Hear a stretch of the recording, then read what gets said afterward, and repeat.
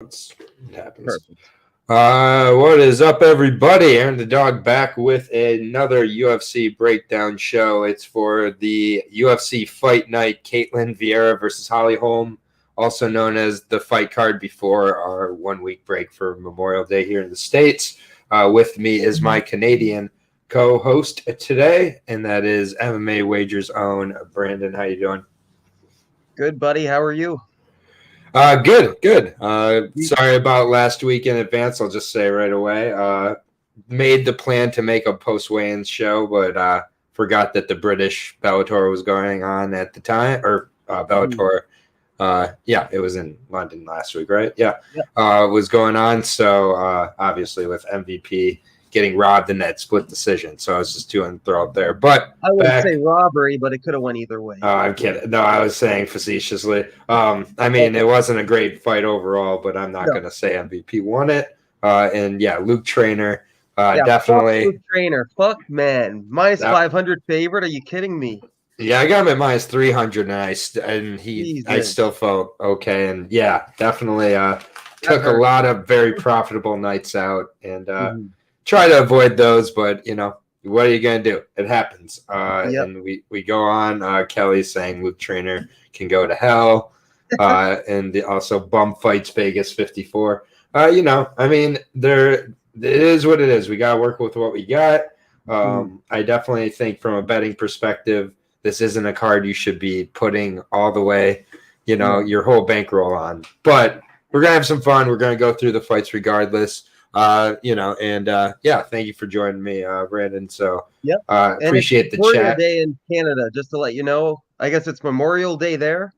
Memorial Day is okay. You got Victoria Day. Okay. Yeah, next Monday. All right, right on. And everybody enjoy their holidays this weekend.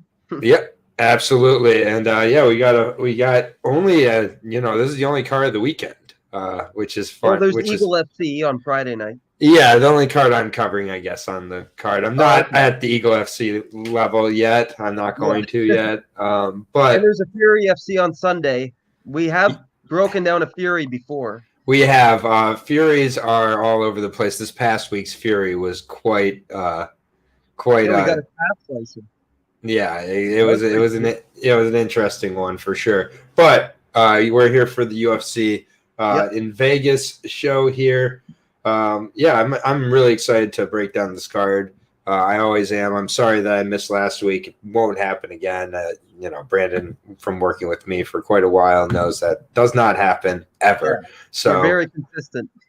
So I've definitely tried to get back to it. I just was planning. I am eventually planning to maybe do the post-weigh-in show, but for now, we have one card this week, so we're going to get it out here. Nice and early, so hopefully the card stays together. But one or two of these fights is falling through. But we got 11 as of now, taking place from the UFC Apex, headlined by a 135 fight between Holm and Vieira. I guess 145 is done, right? Yeah, I was actually going to ask you, is this a bantamweight or a featherweight fight? And you just answered it. Yeah, it's a bantamweight. I think there's only 4 fighters in women's featherweight. We got like Aspen Ladd, Norma Dumont, and Jermaine Durandame. Danielle Wolf, 1-0. Danielle Wolf, dark horse. Danielle Wolf. Did she win in her debut? I don't or she hasn't fought yet. Isn't she 1-0? She still hasn't fought. She hasn't yet, though. Yeah, but I mean, definitely when you're seeing, I'm just before we start, I've seen a few of the confident parlays. If this is your foremost confident, which I'm not saying this shouldn't on this card, but Elise Reed, Almeida, Colares, and Holm, if that's supposed to be your most 4, it's kind of a bit of a grimy card, maybe a card where let's stick to maybe some doubles, not go 3, 4, 5, 6. Like getting 2 in a row in this is done. And then this is a saying I've seen a lot. I'm so done with women's MMA. I mean, you're still going to bet it. You're going to find a way. And I mean, it's just one of these things which, it's just. I don't know if you bet Kate Jackson last week in Bellator, but after that fight, I'm like, I am done with betting women's MMA because Kate Jackson looks so bad, man. Oh, no, I did not. I bet against Kate Jackson in that fight. Good. So, she is one of the worst fighters I've ever seen. Honestly, the Bellator was great besides that Luke Trainer miss. The rest of the and I mean, missing MVP, I got a split decision out of it. I'm not mad at that at all. And then Machida was more me just fading Fabian Edwards, which I'm looking forward to fading Fabian Edwards in his next fight against a real opponent. So I'm glad that everybody's going to crown him. Fabian Edwards still sucks, in my opinion, compared to most of the vet. Like, put him against Musashi. Like, it's just... Yeah, 43-year-old that's really slow and on his way out. He celebrated like he just won the Super Bowl. I apologize. I'm having a little difficulty with my connection right now for my mic, so... Yeah, you sound good, man. You sound good now. Yeah, I sound okay? Oh, no, now you're very low volume. How about now? Yeah, that's better. Way better. Okay, well, we're going to just go this way for now, and I'll figure out my mic situation later. But, yeah, we're 6 minutes in here, so let's go ahead and start on the first fight of the night that we'll be breaking down. Comments have started talking about it a little bit, but Elise Reed taking on Sam Hughes in a fight that would be awesome on an LFA. UFC, it's kind of crazy. First of all, Sam Hughes being 5 fights into her career in the UFC is insane to me. This is going to be her 5th fight. Yeah. In like a year and 3 months or something. It came in on short notice against Tisha Torres, got Tisha Torres a finish, even if it was by doctor stoppage. Yeah. Her second finish ever. Yeah, her second finish ever, but in the first round, technically. But, yeah, I mean, Sam Hughes, she's a very good athlete. She's been against good competition. She switched up camps now, going to Fortis MMA, which... Training with Jin Frey. She's trained with very good opponents there. Even if I'm not the biggest fan of Safe Saud as a coach. That's just like a personal thing, like kind of opinion. But 29 years old, both these ladies are. Sam Hughes 6-4. She does more fights, even though like both these fighters, I think, kind of mirror each other in a lot of ways. They're both coming off of close wins. Sam Hughes a little less close, in my opinion. I feel Sam Hughes did what she needed to do. Once she got started, the first round was Estela Nunez, but after that, Estela Nunez, no cardio at all, especially when she cuts down. Started to cheat in that fight.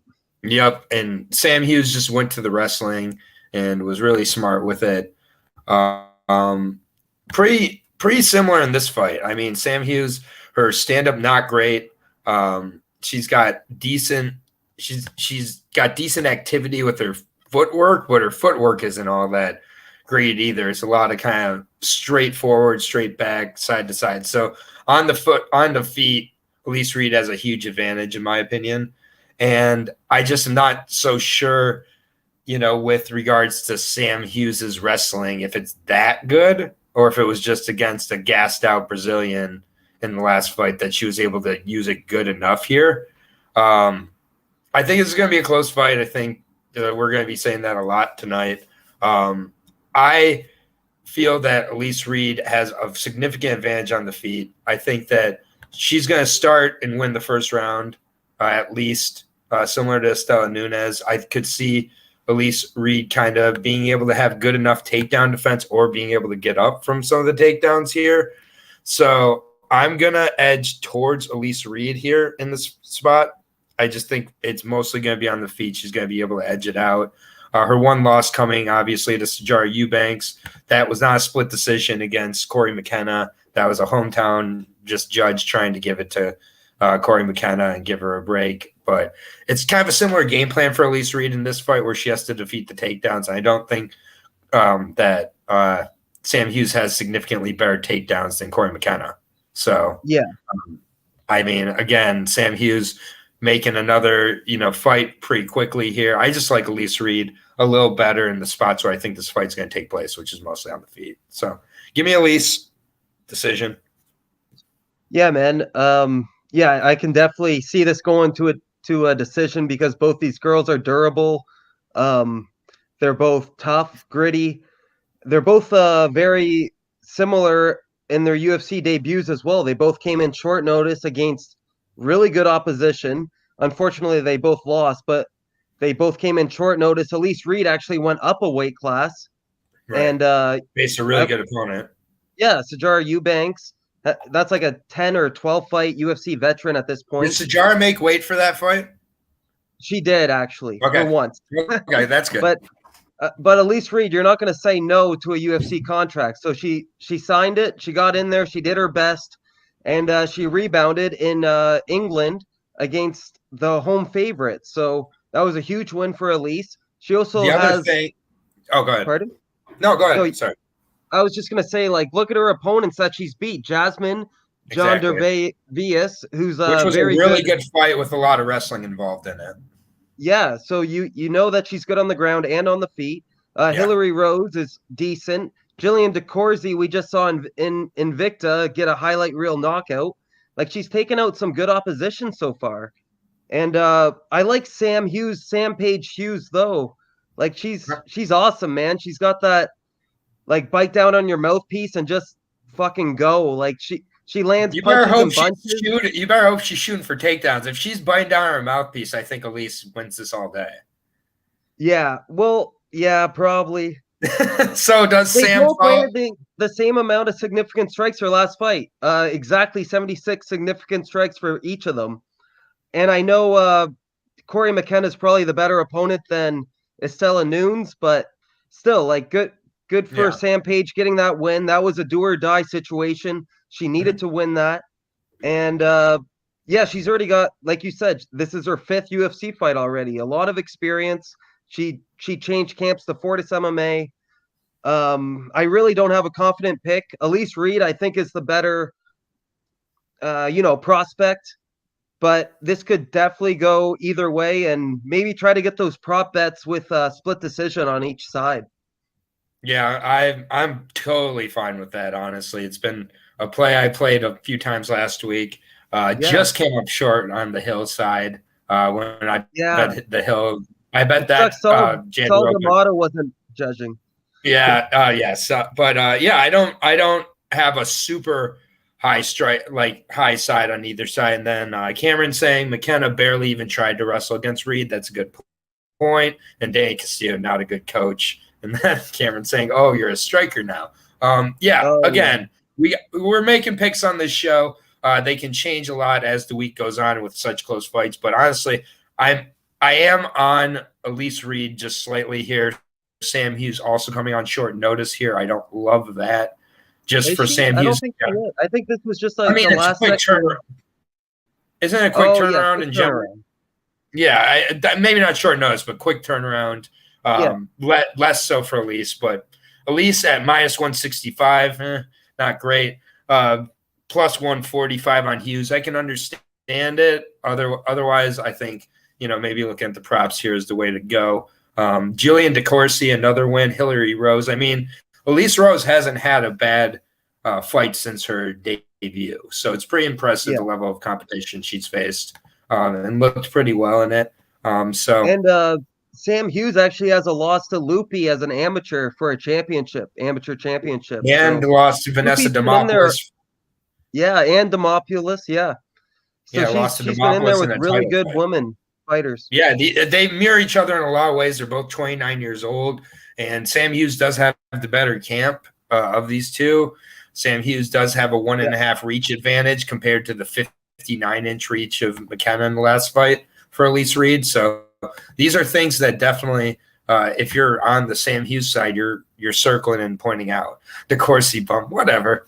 It's still irrelevant. Last week, I don't care what anybody says. That was an awesome knockout, and is Elise Reed now part of the 5-fight parlay at the end? We'll see, Zhongli. I'll let you know. No, don't parlay. Maybe parlay the over 2.5. Yeah. I mean, he wants a money line parlay. So which is always tough, but I'm happy to try and do it here. But moving on to the next fight here. Just getting down the time so I don't forget. Don't have my whiteboard here, but we got Mr. Chase Hooper making his long-awaited return to the octagon, taking on Felipe Colares. Felipe Colares going back up to 145. was at 135 for a little bit, but he did debut at 145, 28 years old. Chase Hooper's still only 22 years old, so still a very young man, getting better, hopefully developing more and more. Those are the ideas there, but I'll break down Felipe first. 10-3 for Felipe Colares. He is 5'8", so he's going to have a significant reach and height disadvantage in this fight against the 6'1" Chase Hooper. Mostly a Muay Thai guy. Somehow got a split decision in his last fight with Chris Gutierrez. That was not a split decision. I'm not sure if they got I don't know what happened there, but yeah, I don't think that was a split decision. I think Gutierrez won that pretty clearly. And then, yeah. Chris always gets himself caught into like close contested fights. The fight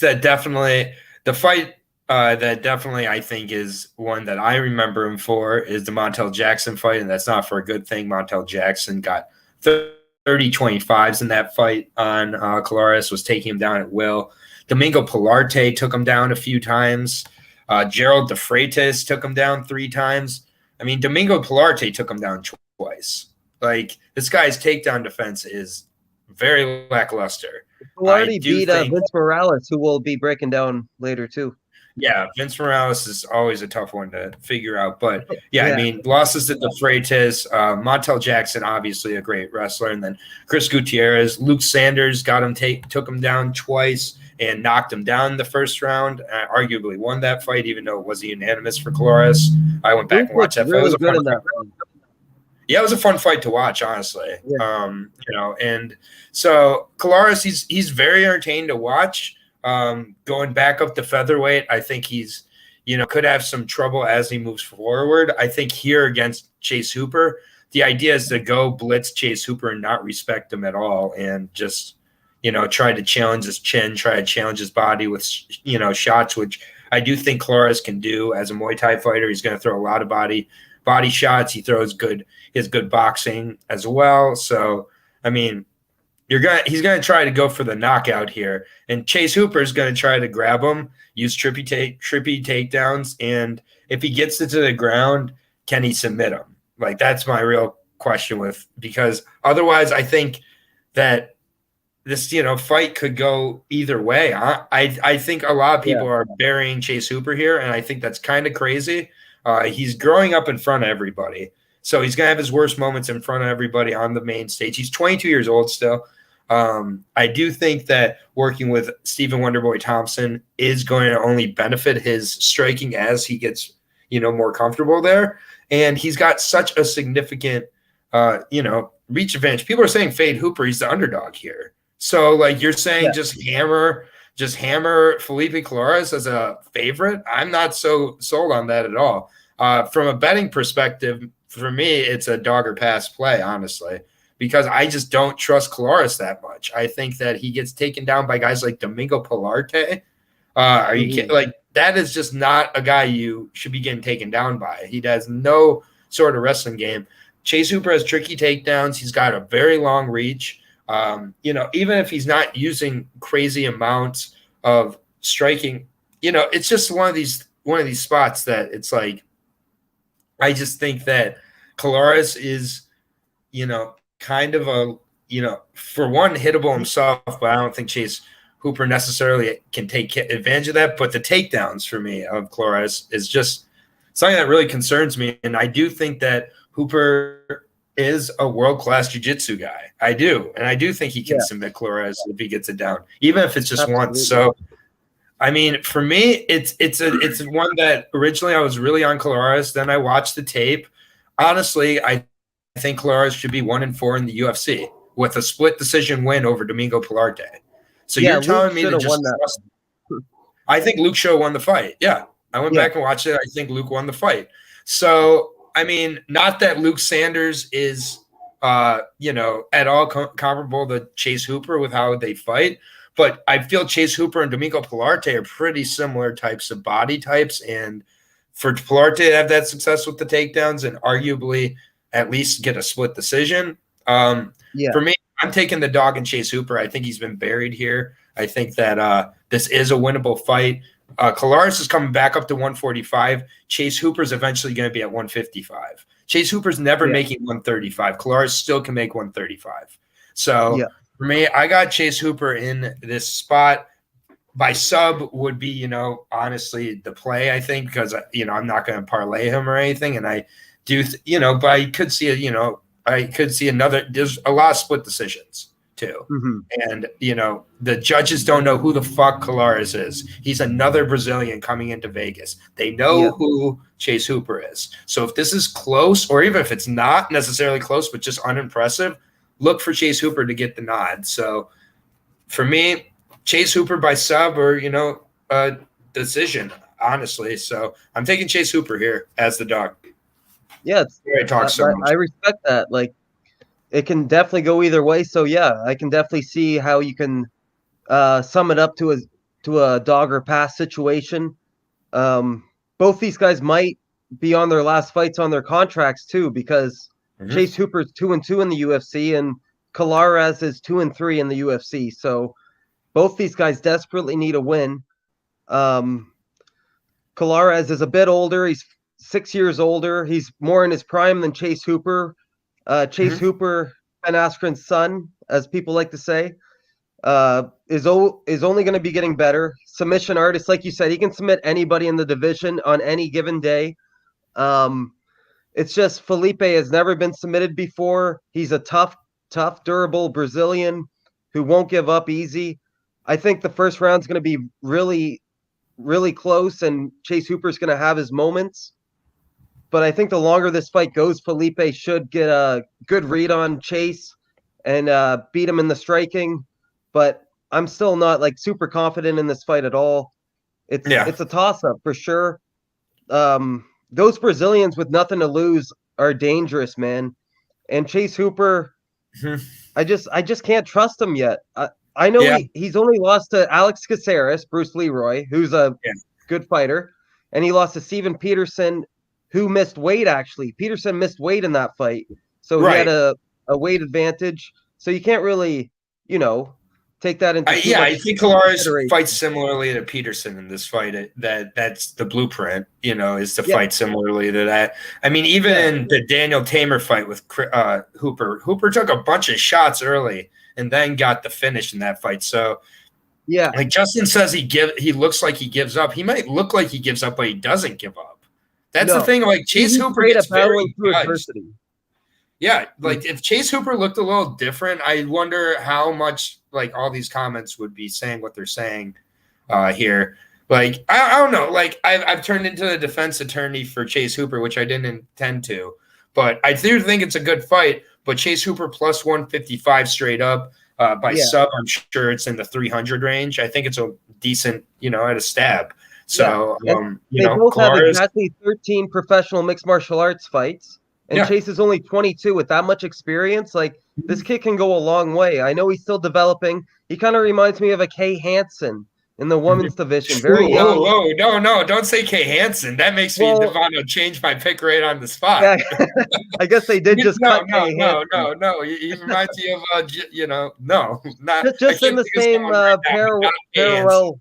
Yeah, just in the same realm as being young and still green and learning on the spot. You know what I mean? Yeah, and the UFC, hasn't done a great job. I don't think Colares here is a horrible matchup for him, honestly. No. So I think they're doing better here. But, we'll see. But I'm going to take a shot plus 155 on Hooper, minus 180 on Colares. I probably wouldn't touch that minus 180. That's too crazy. Too much. But should be an interesting fight. I won't necessarily say good, but I'll say interesting. Next fight is at Bantamweight 135. And let me just 24-13. This should be a good one. Very close fight, in my opinion. Again, between Jonathan Martinez and Vince Vendetta Morales. I'm excited for this fight. I think this is going to be potential fight of the night. Yeah, Striker's delight. Both these guys still in their prime. Vince is now 31 years old. We'll probably have Ricky Simone in his corner, who just got a big fight announced with Jack Shore. That should be awesome. But Vince Morales trains with Ricky Simone over there in he's a cousin with Ricky Simone. Yeah. Yeah, trains in cousin with Ricky Simone. 5'7", 68-inch reach. So not one of the bigger guys, but 2-fight win streak right now for him over Luis Smolka. Put him away with that right hand in the first round. A beautiful finish, and Smolka just got finished this past weekend. Nobody does that to Smolka. Yeah, very impressed with what he did in that fight. The Draco Rodriguez fight, he did what he needed to do. Really, I would say the Benito Lopez fight, I went back and watched that fight just because, I was going through Vince, who I've had trouble reading here, and he didn't lose that fight to Benito Lopez. It wasn't even like competitive. So I'm not sure if they got the guys' names mixed up, like the judges, or what happened there, or if there was just a hype train. But so, like, for me, Vince Morales has had a pretty good run in the UFC. He's lost to Yadong Song and Chris Gutierrez. In the Chris Gutierrez fight, he couldn't have fought a worse game plan against Chris Gutierrez. It's what cost me to fade him in his last 2 fights. I was like, he fought so terrible against Chris Gutierrez. He's just going to fight everybody's game plans now, apparently. I mean, he got hit with every single leg kick that Chris Gutierrez threw in that fight. It was like watching a kid on UFC 3 not knowing how to block the leg kick over and over again because you don't play UFC 4. We all know that. But, Vince Morales, he's good. He's good overall on the feet. Usually doesn't have the kind of pop he did in that fight. Unfortunately, his fight with Nathaniel Wood got set up, and he fell ill. So they have scrapped that. He's against Jonathan Martinez here. This is, I just think, going to be a war for however long it lasts. I would say Martinez has much better power, much better finishing abilities, but he gasses in at 135 particularly. I don't think he's been all that great. At featherweight, he's 2-0. At 135, he's 3-4. So, and he's missed weight quite a few times too. So this is definitely one that Martinez is minus 200. I'm not a big wait till the weigh-ins, but you got to wait till the weigh-ins here. You have to. You have to see, does he make weight? Is he in shape first and foremost? Because if not, I think Vince takes us into, I think this is going to go into deep waters. I think that, you look, and he does not like making weight, even in his Tapology picture. It's just sucked in cheeks, he doesn't make weight well. And he's 28. He fought at flyweight at one point. And now he's fighting at, he missed weight at flyweight too. Yeah, well, but either way, it was kind of and he's been screwing up his body. Then it's so he had that left hand finish against Davy Grant. For me, that's a type of fight I could see as being. Obviously, Vince doesn't have the type of pop of Davy Grant, so I think rather than the finish, I think Vince could kind of take over as this fight gets on in the second and third rounds. But I mean, for me, I do think Jonathan Martinez has looked pretty good in the last few, but it's even the Perez fight, he was fighting up at featherweight against a bantamweight, and then that guy dropped him at the end of the first round. Now he's doing so well, he still won the first round, but it's those moments happen. I just don't think Vince has enough pop in this spot to make a difference. And so for me, I do think Martinez either gets to finish, will win in some fashion, whether by finish or decision. I would lean towards a decision just because I do think that Vince is pretty tough, aside from the Gutierrez fight, obviously. But, I'll lean towards Martinez, but I've got to wait till the weigh-ins to make much of a commitment. Yeah, that goes for me, too. I always like waiting for the weigh-ins to, really put my money down on a fighter. But, yeah, I'm obviously going to sprinkle a little bit before the weigh-ins. And this fight is interesting. I think it's going to be a banger. Jonathan Martinez actually is good friends with Chris Gutierrez, who's a familiar opponent to Vince Morales. So Chris is obviously going to give him a few pointers since he's been in there with Vince. He can tell him, how he felt in there, how strong he was, what to look out for, what not to worry about. So that's always a good thing. I like Mark Montoya and Factory X. They have a great group of fighters. They're always on the rise. Vince actually is training at Syndicate now. Davy Grant is training there too. So Davy Grant's going to be able to tell Vince about Martinez as well. So both these guys are going to be very well known. I mean, they're going to know each other very well before even stepping into the cage. Good points. Yeah, I don't know. It is a close fight, but I think Martinez is more skilled. I think Martinez has the better gas tank. Vince has lost like you think Martinez has the better gas tank? Yeah, I've just seen him get like round 3 finishes more often, and I've seen Vince crumble in round 2 multiple times. I think he's great in round 1, but after those 5 minutes, he kind of slows down a bit, and that's led to losses for Vince. Like he's lost by a knock. He's lost by the Gutierrez by leg kicks in round 2. He lost Polardi in round 2 by a rear naked choke. He lost by an armbar in round 2. So yeah, that just seems like the trend I'm picking up on. And they're both about the same age, 28 for Jonathan Martinez. Vince is 31. They're both in their primes. They're both on the rise. I think they're both coming off wins. Yep, they're both coming off wins. Yeah, this is a very important fight for both these fighters for the bantamweight division. Yeah, I would maybe bet Martinez live after round 1, see how the fight plays out. And sounds like we should sprinkle that second round prop on Martinez. And yeah, that too, because Martinez, I don't think he has many round 2 finishes, but you never know. He's got 3 round 3 finishes, 3 round 1 finishes, and 3 round 2 finishes. So he can finish it whenever. And I like that in a fighter where they're dangerous every single round of the fight.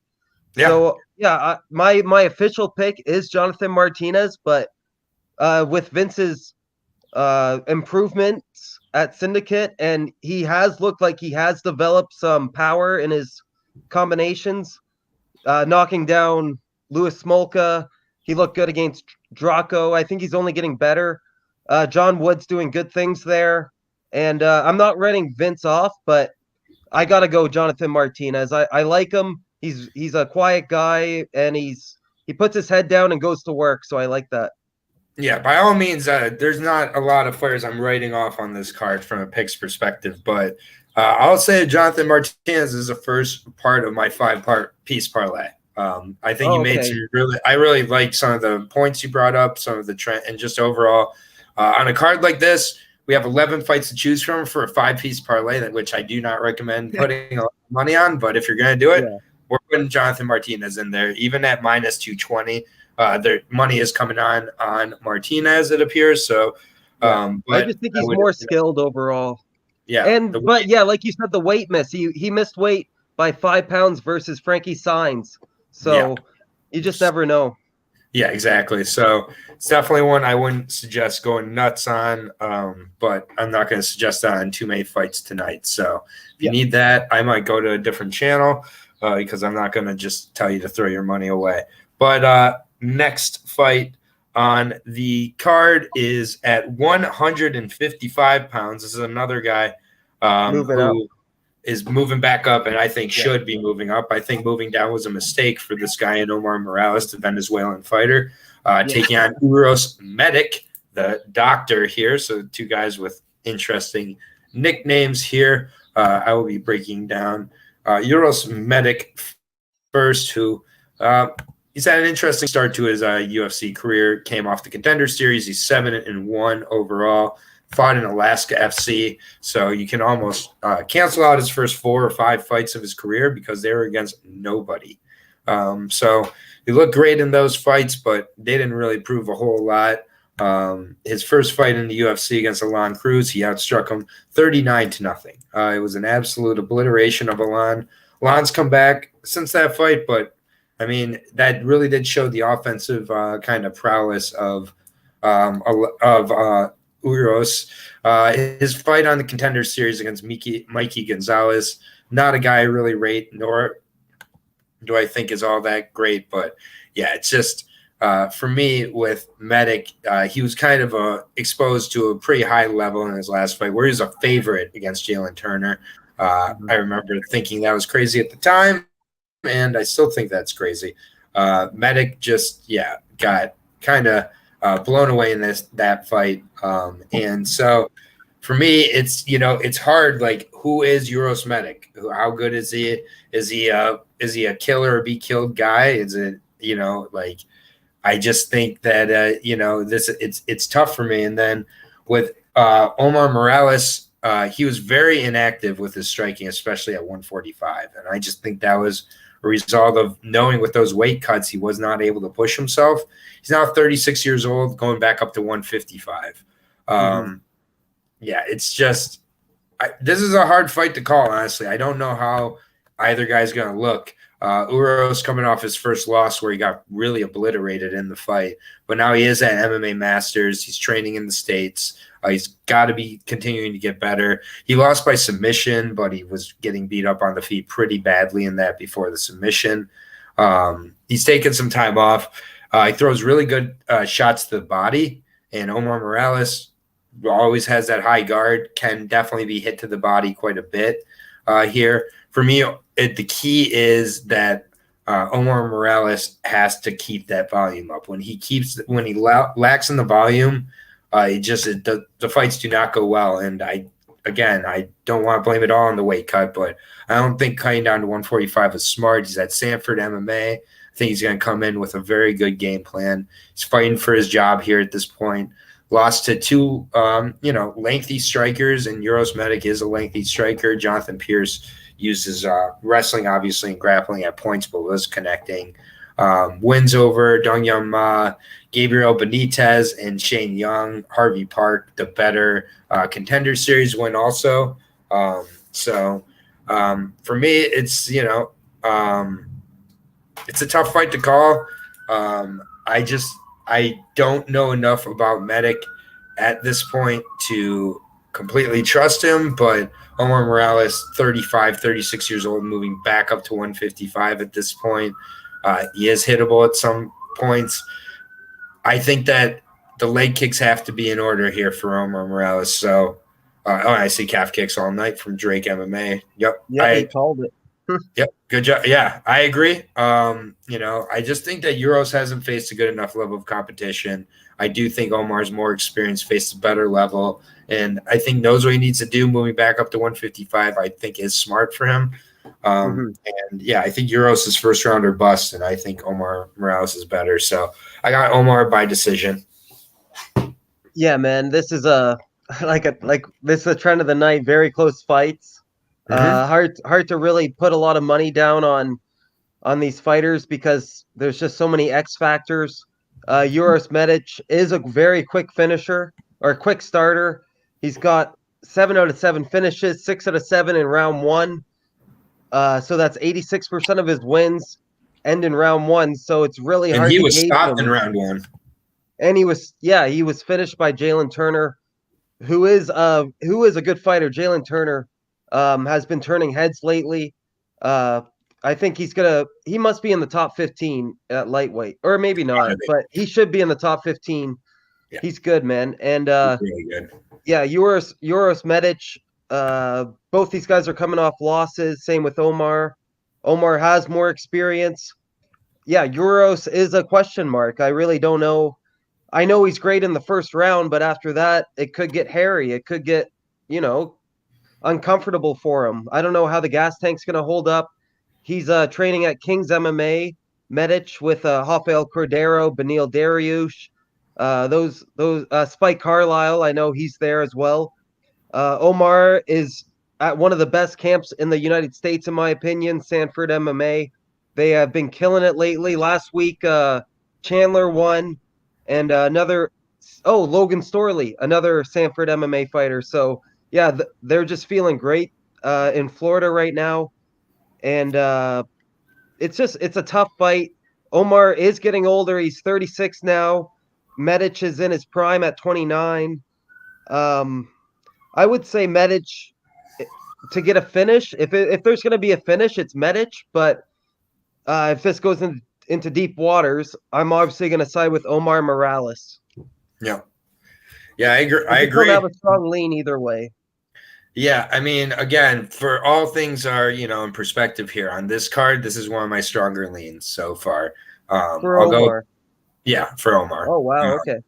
Yeah. So in -150, I do think that is about right. I think that's a pretty accurate number, but that was Michael Johnson's odds last week. So yeah, I'll say that, Omar Morales at -150 will be the second piece of my parlay so far. So I've got Omar Morales and Martinez so far here, and then, I like that. As long as he doesn't get sparked in round 1, I think you're good. Yeah. I mean, again, in this card to find 5 fights, is not going to be the easiest, but we'll move on to the next fight here. Right. And this fight is, this is a bizarre one. I'm very excited to talk about the heavyweight fight between Parker Porter and Jailton Almeida, the heavyweight ? Okay. He was supposed to face Maxime Grishin, who weighed anyways again at 205. So he's like, maybe Jailton Almeida was like, I'm going to be fighting a heavyweight anyways. Go ahead and give me another heavyweight for a replacement here. Parker Porter cuts down to 265. That's first and foremost. He cuts down to 265. He is large. Jailton inside the distance at -190, 19 units to win 10 units. Thoughts? I wouldn't do that.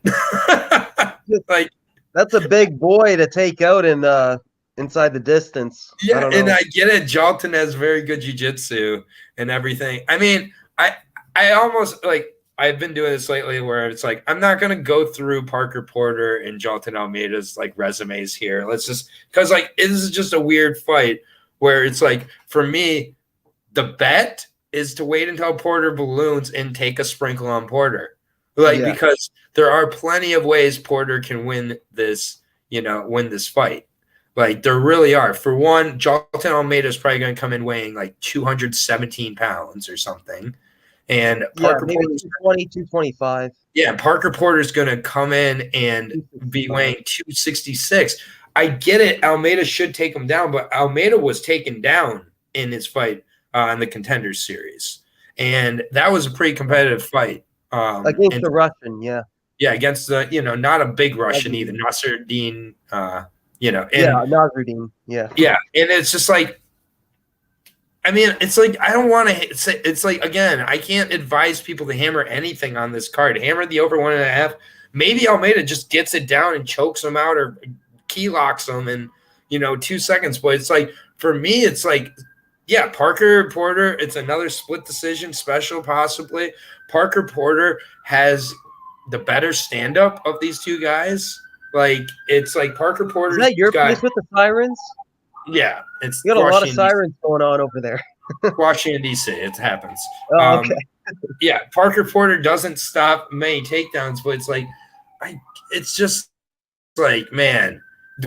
The reason I'm even talking about Parker Porter this much is because the odds are just ballooning. They continue to balloon. It's we have Almeida at minus as of today. Almeida is minus 700. Yeah, that's the last time I checked. It was 700. Yeah. Minus 700.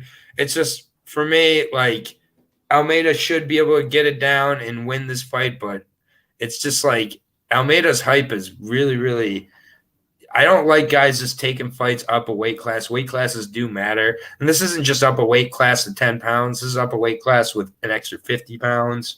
Parker Porter is on a 3-fight win streak. It is against Chase Sherman. It is against Alan Boudreaux. It's against the worst. Yeah, it's against the worst of the worst. But still, I mean, it's just, I don't know. Parker Porter is for me the only play at this price. Otherwise, Jailton, hopefully, just for his sake, just gets in there and submits him. But this is a freak fight. Yeah, this fight, you just can't really, say this is going to happen for sure. There's no way you can confidently say that. No. Parker Porter is so durable, man. He's been there, done that. He has a fight with John Jones, people. The freaking light heavyweight goat. A 30-second fight or something, but he did his second fight in his career. He did technically fight John Jones, yes. He technically fought John Jones. He obviously you're gonna lose to Kyle Dawkins in your UFC debut. Like Chris Dawkins. I get the Dawkins brothers mixed up. But yeah, like he lost by a knockout to him. He lost by an arm triangle to guess who? Gabriel Gonzaga, a BJJ black belt. Okay, I know Gelton Almeida is probably a BJJ black belt as well, but he's not the size as Gabriel Gonzaga. So I don't see Almeida coming in here and just cruising to a first round submission. He shouldn't be this size of a favorite. No, I would not parlay Almeida. I would just not bet this fight altogether, to be honest. Yeah. But I'm a degenerate, so I'm going to be. I mean, do a $2 parlay and throw Parker Porter in there. It's gonna you don't have to put any money in a Parker Porter parlay. Like, he's coming in short notice, but he has good people around him. Tyson Chartier. Yeah, over 1.5 at minus 120. I don't hate. No, even the fight completing one full round, I think, is only minus 170. Yeah. So either way, I don't one round. Yeah, and it's just like for me, I could really see. Not that Porter's really fought this way because I did go back and watch his last 3 fights, and like I was hoping to see a fight that I forgot where Porter kind of turned into Ben Rothwell a little bit, and he just kind of leaned on, but he doesn't do that. He's like very at range, like throwing kicks, which at range could be really effective against Almeida. I could see some really ugly takedowns from Almeida. If he's not cutting weight, is he really taking the training that's serious for a heavyweight opponent? Like Almeida looks amazing, but he's fought at middleweight before. Yeah, he's definitely going to be outsized here, and the volume on Parker Porter is incredible. Like landing 149 significant strikes in 3 rounds for a heavyweight. That's insane. That's like Max Holloway numbers. So and then J-Rock, just pissing on our dreams here. He's not doing nothing but besides getting put down and staying there. Might be right. But either way, he should be a minus 700. He could get taken down and just like arm triangled in a second. Who knows? Yeah. I mean, maybe we look and we're like, oh, minus 700 was cheap. But either way, it's a fight that I think we've talked about enough here. Yeah, I think just look into the prop bets, guys. I would not recommend parlaying Almeida.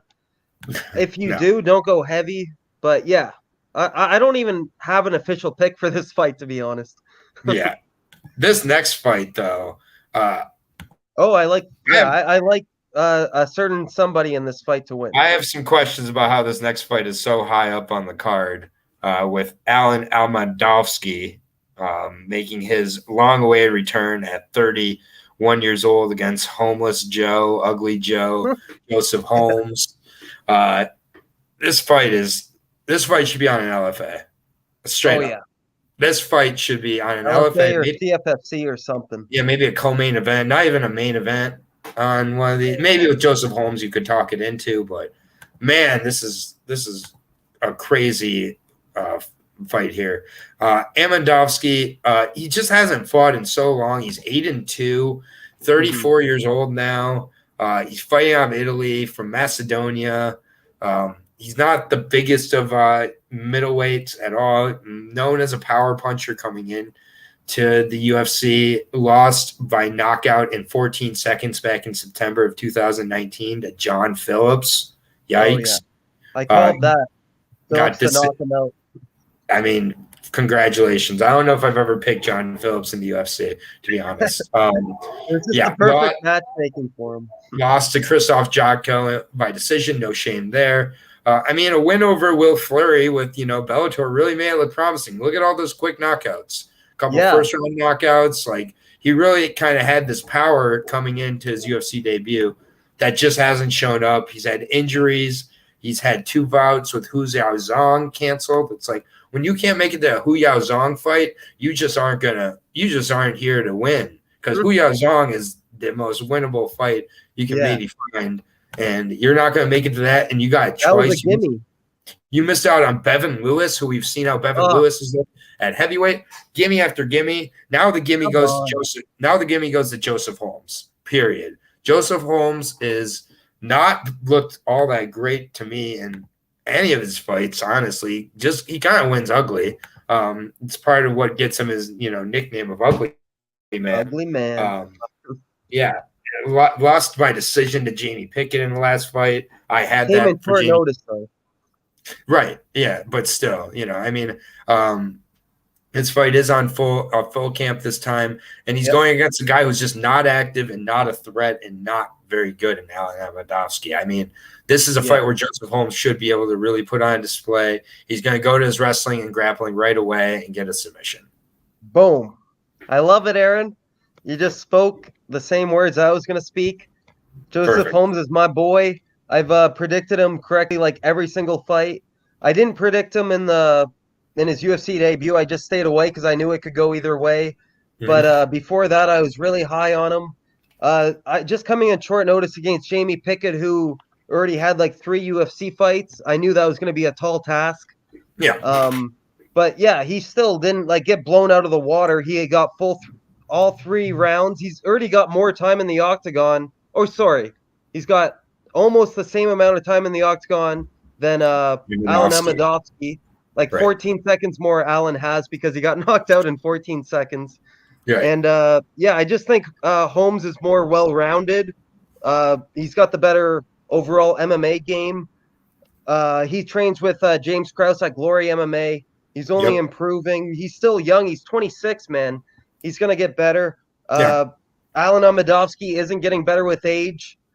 Only Eminem can get better with age. And Almandovsky, I don't think is, he doesn't have any new wrinkles coming up in his game, I don't believe. He just Joseph Holmes has to be worried about the big power. He has to use his footwork. He has to use his wrestling. He has to use his jab. He's going to be the taller fighter. He's going to be, this is a 6'4" guy versus 5'10". This is going to look very weird to stare down. Like an 80-inch reach for Joseph Holmes. That's like John Jones reach almost. And he's Joseph Holmes is number 3 in the parlay. Okay, good to hear. I think this is my most confident pick so far. Even at minus 200. Is that what the odds are? Yeah, and I like him by submission. It's probably close to even money, I would assume. If I can find him at minus 190, I'll bet him straight even. But minus 200 is a little steep. I like Holmes. He's been more active. Everything about Holmes, just I like. Except for losing to Jamie Pickett, but he did come in short notice.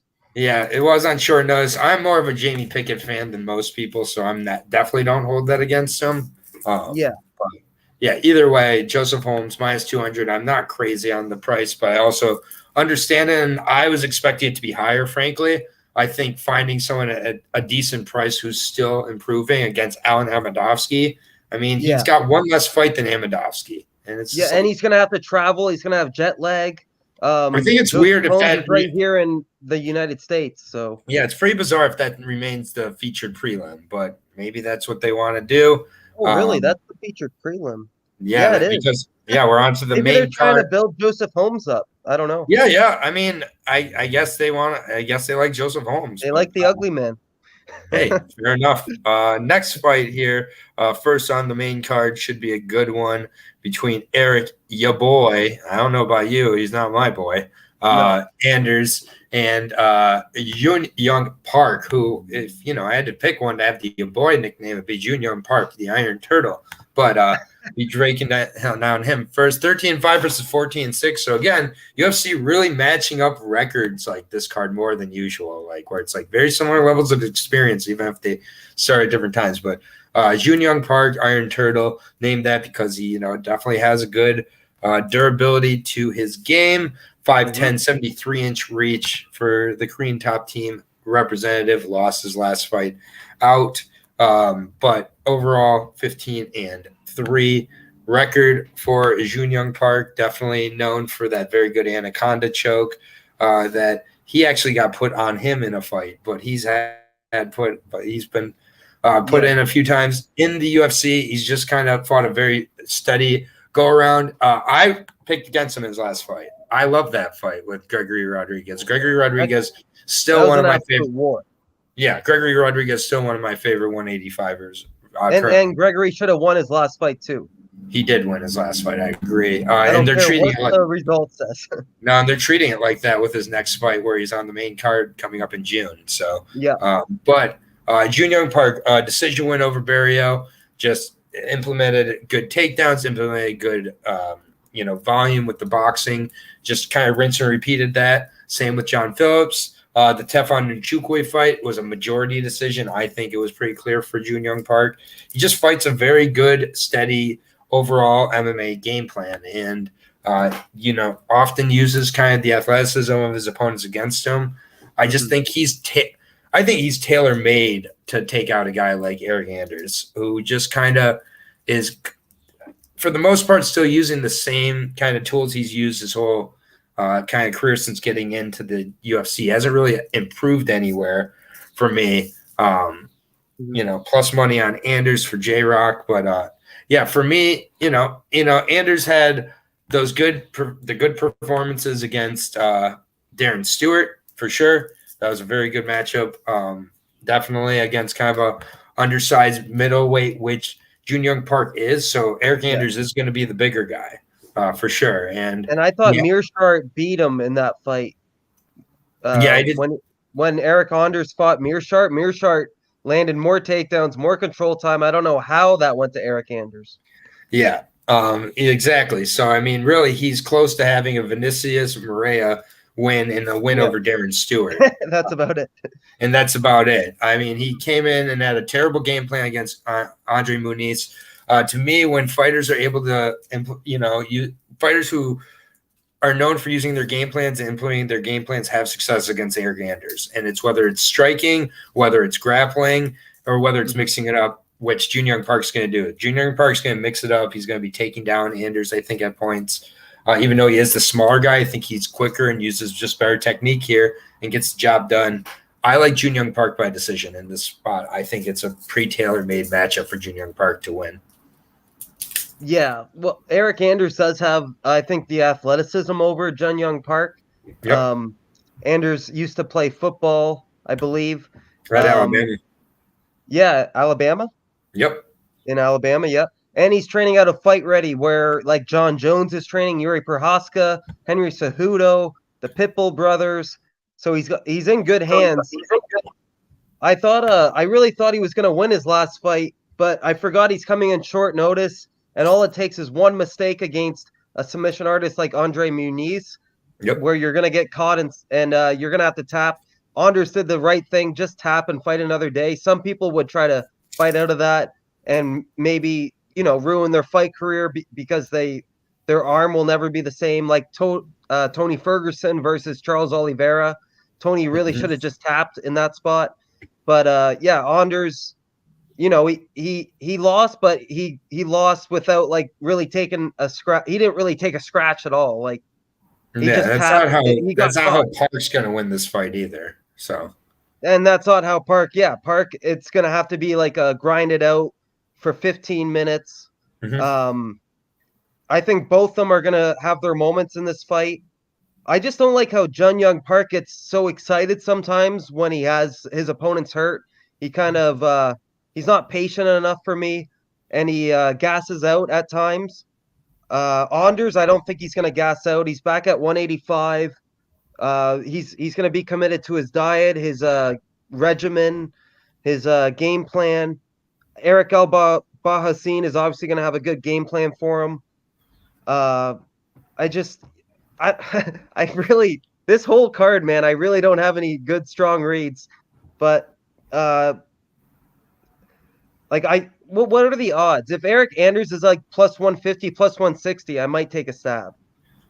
So right now, as of the recording of this on Tuesday, we have Eric Anders at a plus 180 to plus 190. I bet MGM has him at plus 190, minus 225 on Jun Young Park.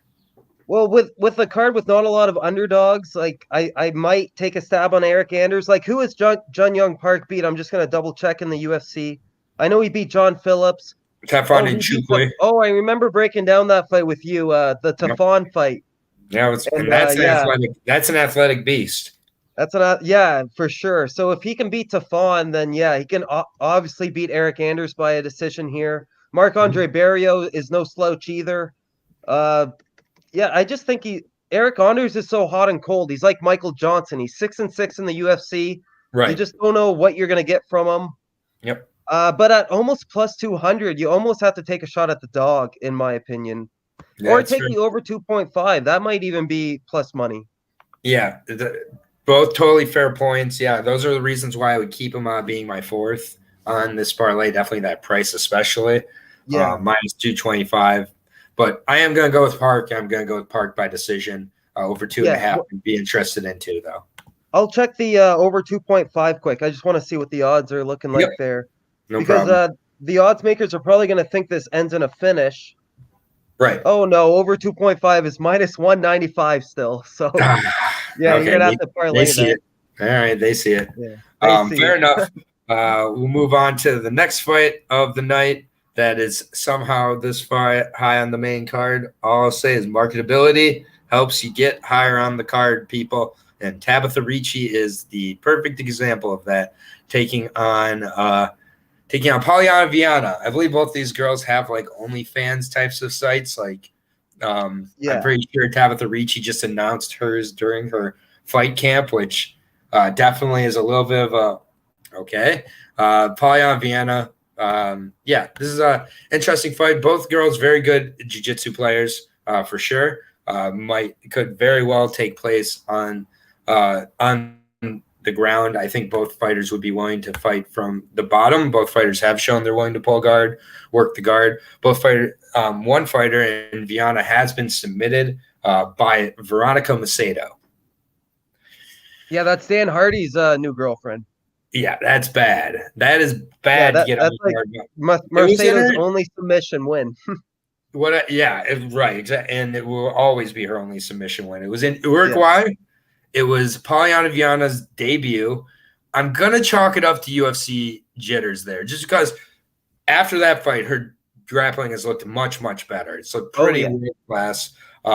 She gets girls into triangle, armbar type of positions. She had Mallory Martin absolutely just trapped for like 2-3 minutes straight. And then got her to tip on an armbar where she adjusted. It was beautiful. The armbar she got on Emily Whitmire. I mean, it's Emily Whitmire. So the technique was beautiful, though. Everything about it, like it was just textbook. And where the technique isn't beautiful is on the feet for Viana. She's very flat-footed on the feet, but she plants and throws. She's got a 5 to 6 inch reach advantage here against Tabitha Ricci. Tabitha Ricci is an atom weight. She's 5'1". She has a 62, 61 inch reach. I saw in one of our LFA fights, it was listed at 61 inches.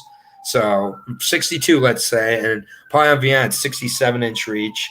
Throws really long strikes as well. Throws good body kicks. She's not going to be afraid of getting taken down here.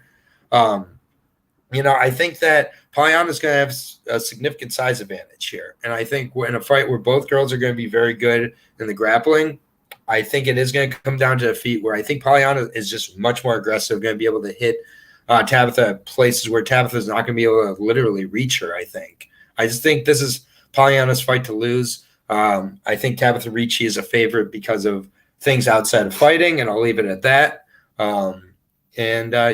I got Polyana Viana here, and by decision, I'll say I don't think either girl gets a finish here.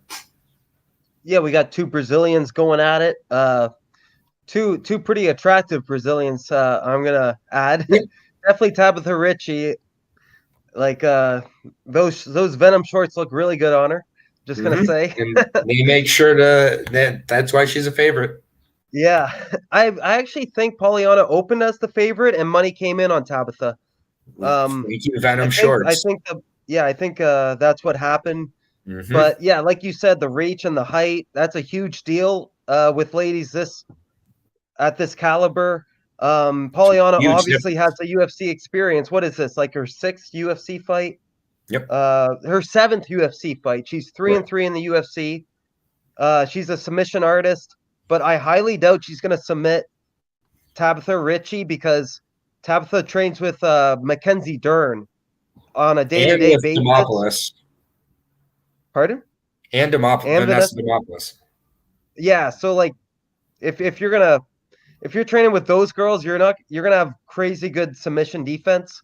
I could see this going the distance. It could be a sloppy kickboxing fight, actually. Right. If both girls don't want to engage in the ground, we might see a sloppy kickboxing fight. And in that scenario, I would definitely go Polyana. She's landed 77 significant strikes before against. I think she lost the 1, 2, 3, 4. 1, 2. Yeah, it was against Hannah Cyphers. She landed 77 significant strikes. She ended up losing that fight by a split decision, but like she learned so much from that. Ever since that Hannah Cyphers fight and that fight with Machado, she's rattled off two submission wins. I think she's coming into her own here. They're both in their prime, 29 and 27. Yeah, the height and the reach should really pay dividends. The experience should play dividends. And no, I'm not depending I'm just trying to think of what Tabitha has that's going to beat Polyana. Like, yeah, does she have the striking? I don't think she has. I don't think she's better at striking. I don't think she's better on the ground. Tabitha Ricci did get a bad fight to get her debut started. I mean, Tabitha Ricci's level of competition before the UFC was horrible. Yeah, exactly. Like, I couldn't believe that she got signed to the UFC already. Like, I think it's too early for her, and the only reason she's in the UFC is because she came in short notice to fight Manon Fiorot at 125, and I think she knew she was going to lose that fight, but she wanted to be in the UFC, so she signed the papers. She did have a good outing against Maria Oliveira, but I think Maria was making her UFC debut in that fight. Yep. And we really don't know much about Maria at this point. We know a lot more about Polyana. And yeah, Polyana really should get the edge here on the scorecards. Yeah, I agree. I just think that, it's like I think that there's a lot of other reasons that maybe money's coming in on Ricci, in my opinion. I got Viana by decision here. I don't think that she's sub or bust. I saw her saying Viana pulling off a sub on Ricci. It's not going to be a knockout either. Yeah. I mean, and so I just think the longer, bigger striker is Viana here. So give me Polyana Viana at dog money here. I'll kind of watch the money keep coming in on Ricci because I think it will. She's currently an even money underdog. So Polyana and Viana, the over 2.5 is bettable too. It's at -175. Yeah, it's not bad either. You can pair that up with the Jun Young Park Anders fight. Kind of have that two-piece. That's actually a good idea. Yeah. So next fight, this should be a fun one for however long this one lasts. But our boy Chitty Bang Bang, Chitty Nzechukwu. Like the Jim Carrey Ace Ventura movie, if you remember that scene, Chitty Bang Bang. Yeah, indeed. Taking on, fellow Canadian there. Taking on Dusko Dvorak. Disagree on everything but the looks. Yeah, I also would be on team looks Ricci if we're asking between Ricci. Absolutely, yeah. That ass, holy. Jesus. Way to be subtle. But next fight here, Dusko Dvorak, 11-2, taking on the 21-7 Chitty Nzechukwu. Thunder Todorovic, also known as Mini Struve, even has Struve's chin potentially. 11-2, coming off a win after a little bit of a rough go of it there, but has 6'1", 74-inch reach. Had fought last December, where he picked up the win over Coconut Bombs. I mean, it is what it is. Get Coconut Bombs down and finish him in the first. Before that, got finished by Puna Soriano. Somehow did not get finished by Gregory Rodriguez, but took a lot of damage in that fight with Gregory Rodriguez. And a few channels I'm sub to have really convinced me to play Ricci. Well, those channels are what it's called an echo chamber. There's a reason that all these channels seem to have the same picks. So you can go with that if you want, but I'd be careful on the echo chamber, Herb.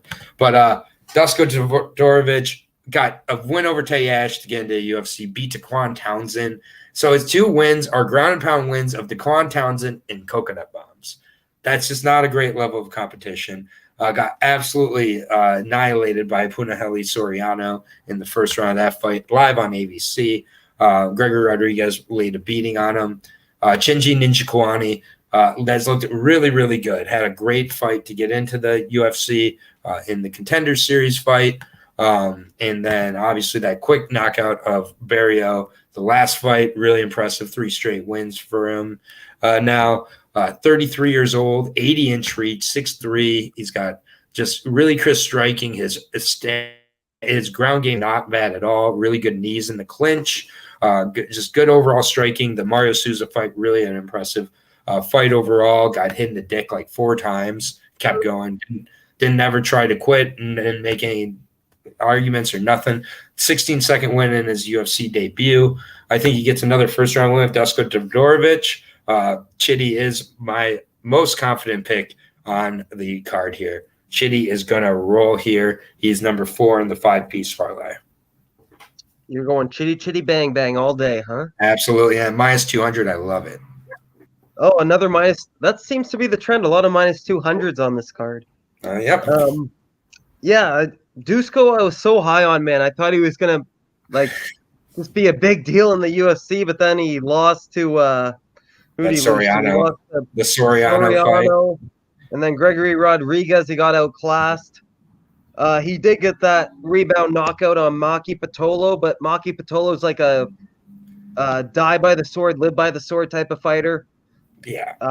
I don't know if Chitty is that way. Chitty has lost by 3 knockouts, but he has 29 fights, so obviously you're gonna lose by a knockout here and there with that much experience.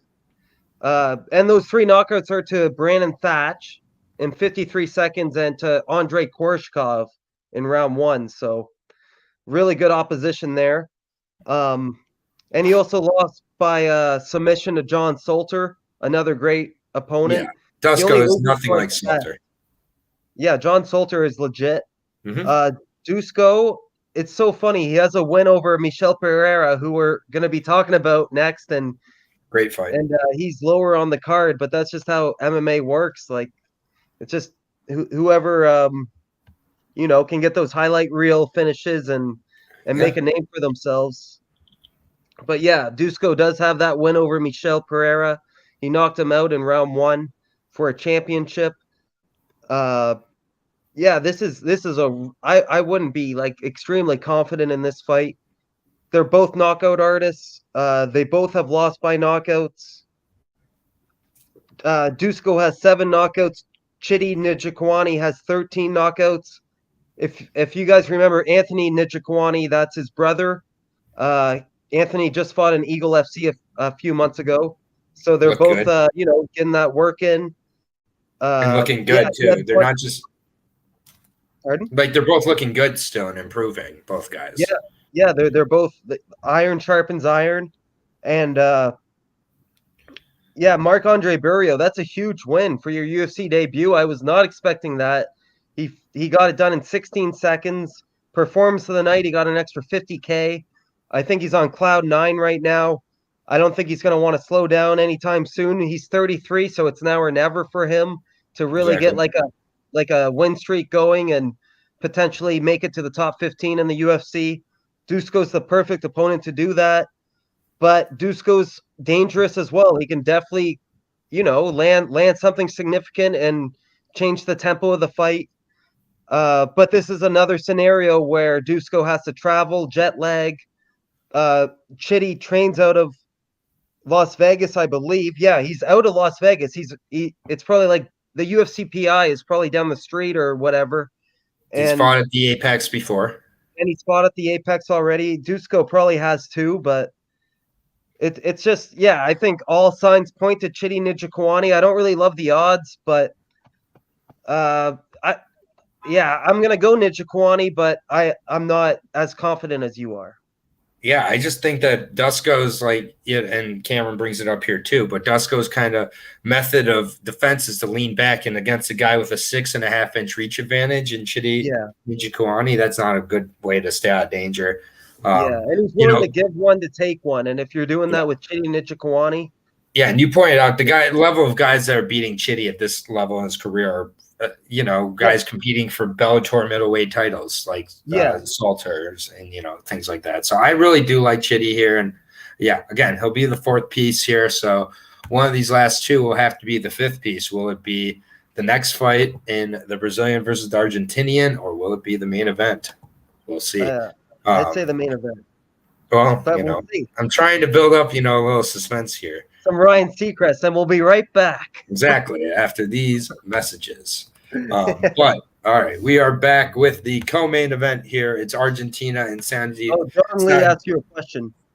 Yeah, go ahead. Oh, he asked you a question. He just said, is Chitty as a prop player, do you like Chitty inside the distance? Yeah, I would like Chitty inside the distance, but he also even the bet not to go the distance, even the fight not to go the distance is minus 185. I will say this though, that I had Gregory Rodriguez inside the distance last time, and I mean Duska took a beating from Gregory, but he stayed up the whole time. So, but I would say Chitty inside the distance, but also Chitty is a parlay piece. So.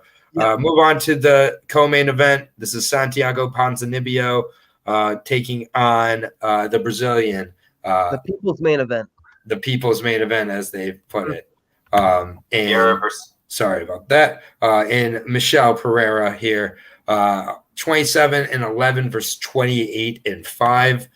So again, like they put guys against each other with very similar, like high levels. These are high 30s of experience and everything.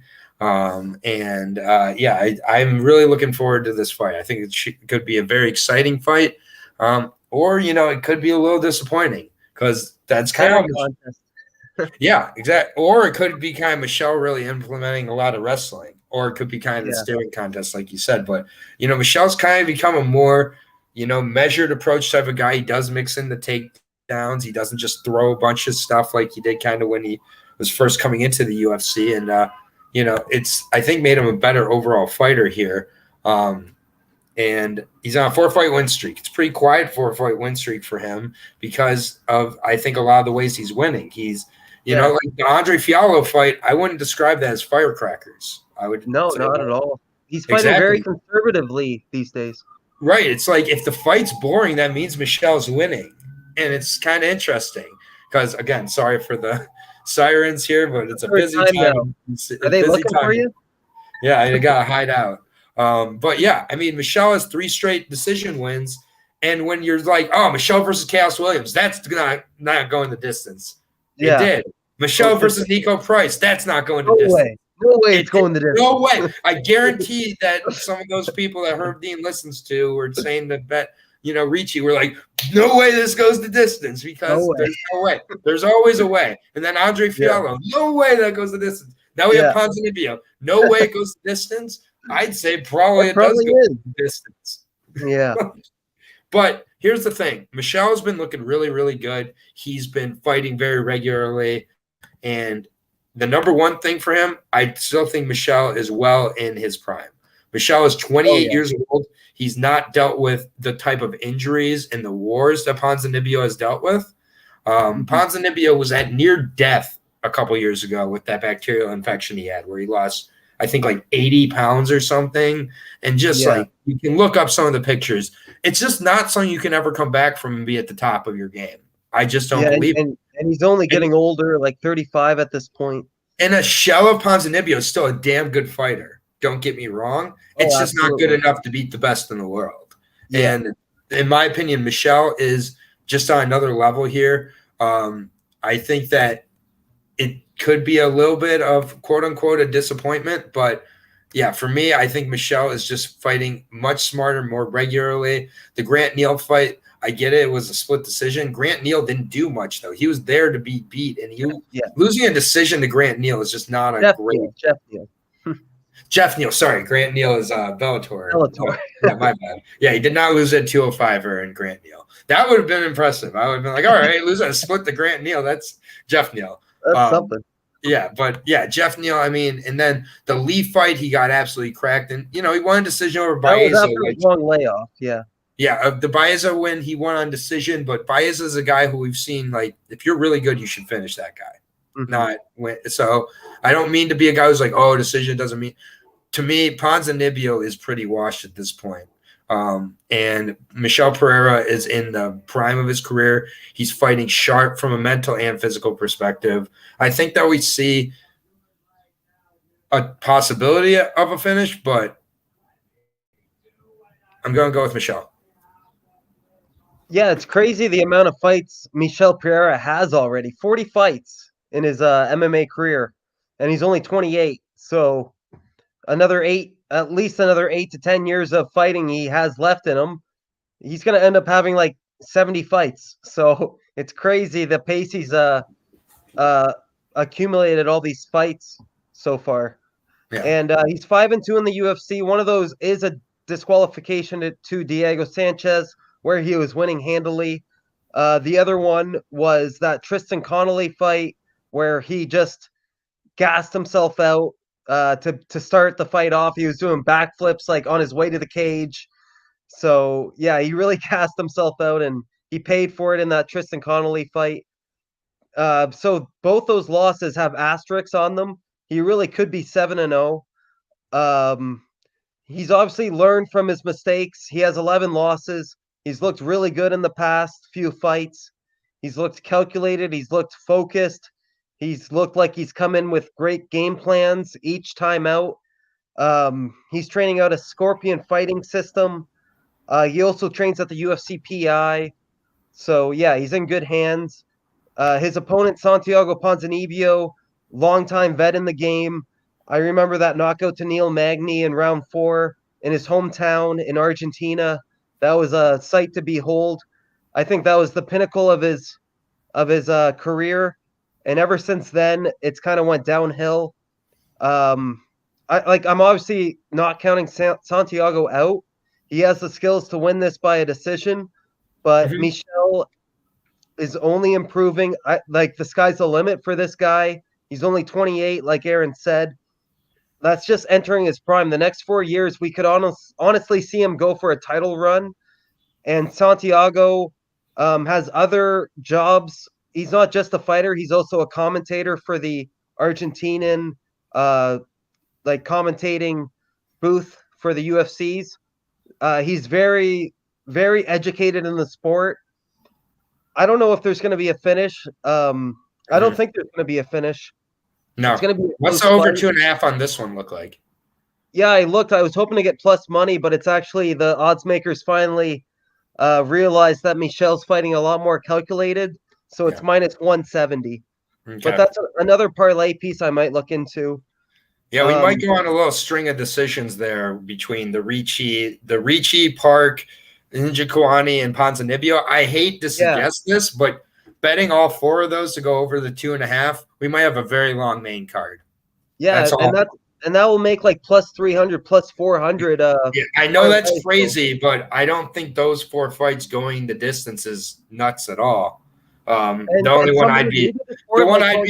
would say maybe get rid of Nzechukwu and do Pereira with Anders and Viana's fight and do those just to go over the 2.5. They're close fights, and I think they're all pretty safe to go the distance. So, and somebody new to the sport might say you're crazy, but like we've watched all these fights, we've seen these fighters come up, we know how they're developing. I'll tell you right now, with a fight card like this is the type of fight card that before I've done this before, and it's ended pretty profitable, where I bet the over 2.5 in all the fights, and it's been one of these cards where it's like 8 to 9 decisions. Yeah, like last week we got these guys are all very similar levels. They've all fought pretty similar levels of competition. They're veterans at this point. Right. There's no huge skill gaps. They're all pretty concerned about their jobs. Like, yes, you might see a guy go out there and put on performance, but you might see 2 guys worried about losing their jobs. So for me, this is a fight that I might seriously look into, and I wouldn't advise anybody else to do this. This is my own move,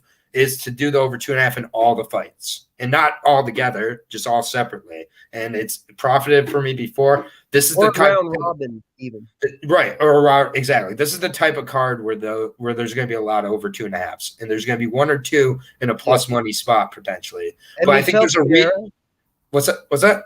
I'm just going to say Michel Pereira is very hard to finish. Like, he's only lost by 1 knockout to Dusko, which might have been a fluke because he's only lost that 1 time in 40 fights by knockout, and he's got Michel Pereira is one of my single plays that I really like for the night too at minus 125.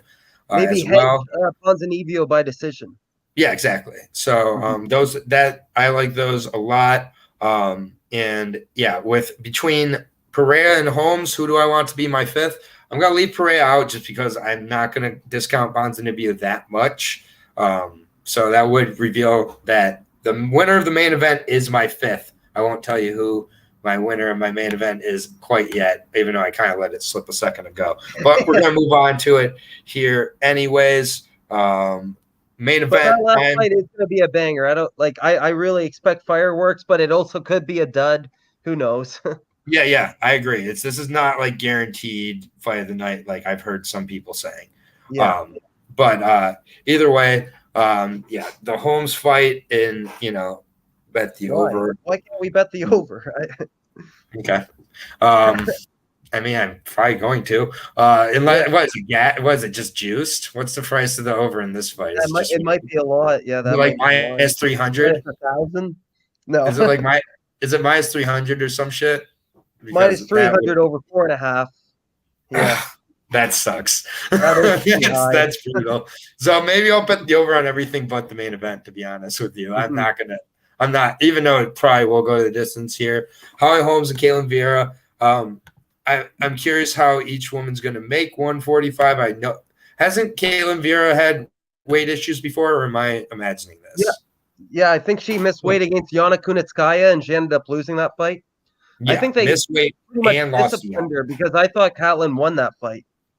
Yeah, but either way, fighting Viana is not a great look. And weight issues for Ketlen. I'm kind of surprised it's in at 145, but 12-2 for Ketlen. Obviously, her biggest win coming in her last fight there for the 30-year-old over Miesha Tate. She's just bigger and better. And yeah, I mean, she did make weight, so I'll give her credit. And win all 5 rounds, yes. Yeah. So, but Miesha Tate coming off a long, layoff, and her first win was over Marion Renault, and then kind of coming in trying to get that kind of streamline up, and just faced a young, big bantamweight in Ketlen Vieira. She's still a young, big bantamweight here. She's very, very hittable at times, and I also do think she's, you're able to control her, and I think kind of get the fight to where you want to get the fight at times. Got knocked out by Aldana as well. So, I mean, Holmes, we know she's got the power with the legs mostly. Doesn't always throw a huge amount of volume, but, I mean, it's Holly Holmes has faced the who's who in, at this point. Insane record. Oh, that's her boxing record. So that's definitely her boxing record. Yeah, I was going to say, what the hell? but she is 40 years old at this point. Yeah. So it's worrying. Very worrying. She has not fought since 2020, where she beat Irene Aldana. She beat Pennington. She looks like she's in great shape, but she hasn't fought in 2 years. And this could be another case where Ketlen Vieira, she's just kind of in a rhythm, been fighting regularly, winning unimpressively, still winning though. And she's going to be the bigger of the two in this spot here. She made weight last time out. I mean, but for me, it's just I think Holly Holm will be able to use her speed, use her movement, and then kind of go in and out. She'll kind of win this fight, I think, a lot similarly to like how Julia Budd's been winning her fights lately, kind of using a little bit. I thought you were going to say Kaylin Chookagian. Yeah, Chookagian, that could be another approach for sure. I mean, she's not going to put herself into harm's way in this spot. She's not going to be trading in the phone booth with Ketlen. There's a reason it's a minus 300 on going the over. I do think Holmes still at 40 still has the advantage in the cardio, still has the advantage in those aspects, but not like crazy about this like a ton of people. But on a card like this, she makes my 5th spot. And so Holly Holm is my pick here. Holly Holm by decision would be my official pick. And you can always hedge if the 4 to 5 win, right? Exactly. So I would hedge with win-win. Especially because Holly Holm is like minus 225. Yeah, that seems a little off to me. I think it should be closer. Ketlen Vieira is what, like 10 years younger. She's only lost twice in the UFC. Well, twice overall in her career. One of them was a robbery, in my opinion, against Yana Kunitskaya.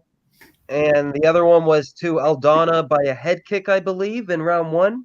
It was a left hook, I think. Or was it a left hook? Yeah. Something like that. But Aldana obviously caught her. I don't see Holly Holm. Well, Holly Holm could definitely catch her, but at 40 years old, she's not getting any faster. She's not getting any, like her footwork's not going to get any better the older she gets.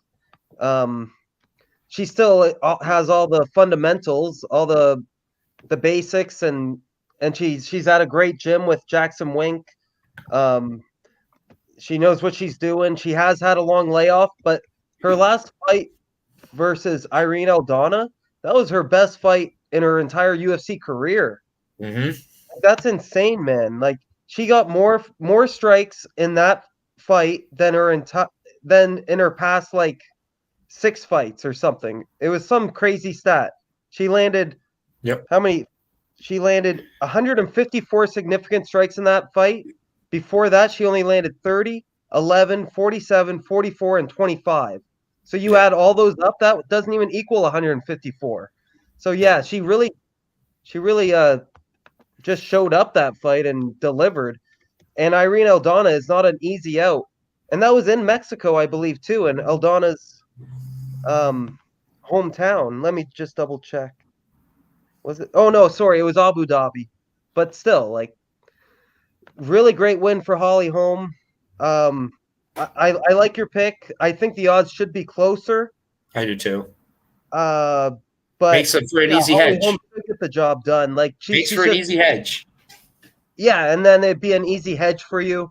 And Holly Holm has also only lost to the best of the best. Like, like Amanda Nunes. Who else has she lost to? I know she's beat Raquel Pennington twice, who's a good fighter. Raquel Pennington is really good. Yeah, 14-5 overall. Misha Tate, Valentina Shevchenko, GDR, Chris Cyborg. Listen to these names. Amanda Nunes. I just don't put Ketlen in that category, but who knows? At 40 years old, it can go either. Like, you just don't know what to expect. Straight up, if Holmes loses this fight, she should retire. Yeah, and shout out to Zhang Li. Thank you, my brother. Yeah, appreciate that, Zhang. But yeah, that's gonna do it for the show. Real quick, the 5. This is just my 5 here as of Tuesday, but still, for the most part, I don't expect these ones to change too much. Give me give me Martinez, Morales, Holmes, Park, or no, not Martinez. Sorry, Morales, Holmes, Park, Nzechukwu, and Holm. That will be the 5 for my money line parlay for Zhang Li here, and then hedge with Vieira if you get to the 4 out of 5. So that would be my 5. Yeah, dogs. I like. Morales is in your 5-team parlay. What's that? You said Vince Morales is in your. No. Omar Morales. Sorry. Omar Morales. Yeah, Omar Morales. Sorry.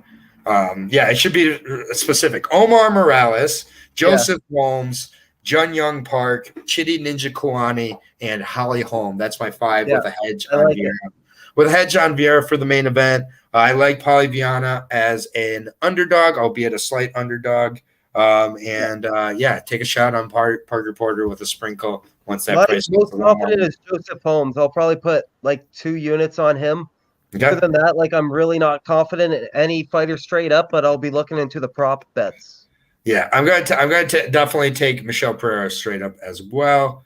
And then Parker. But either way. Parker Porter. I mean, Parker Porter, sprinkle it. You don't got to sprinkle it with, a Holmes Pereira parlay, and it's off to the races, over 1,000. So enjoy the fights, everybody. Paid off with Parker Porter. Yeah, exactly. Enjoy the fights. We got the NFL Draft Lottery tonight. We got Eastern Conference Finals starting tonight. We got the NHL playoffs going on right now. And then just the one fight this weekend, and then we got a little bit of a break. We got a week off before we're back. Cage Warriors doubleheader next weekend, though. Maybe get some picks going for that. Yep, me and Lewis will be back to break that down. But for Brandon of MMA Wagers and Aaron the dog, we are out. Appreciate the double-digit viewers today. Awesome Appreciate you guys. Chat. Peace out, everybody.